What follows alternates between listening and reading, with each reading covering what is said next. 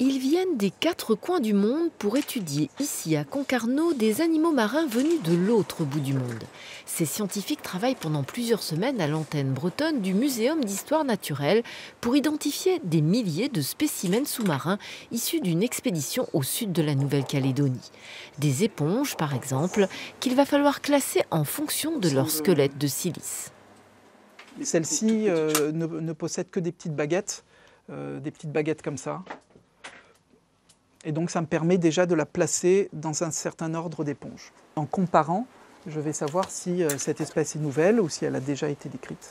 Je dirais que plus de la moitié des choses qu'on voit ici sont nouvelles, sont vraiment nouvelles pour la science. Des découvertes qui pourront peut-être un jour déboucher sur des applications thérapeutiques. Cette espèce d'éponge est intéressante pour l'industrie pharmaceutique parce qu'elle a des composants naturels qui peuvent être utiles pour la découverte de nouveaux médicaments antibactériens ou antifongiques.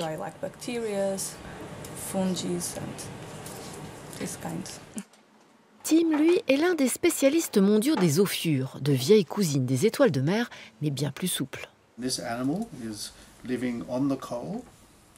Cet animal vit sur les coraux.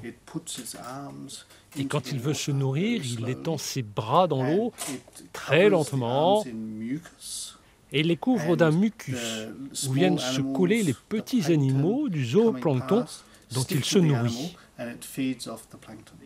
Et quand le scientifique danse aussi bien que sa chair ophure, cela s'appelle du mimétisme et l'on comprend tout.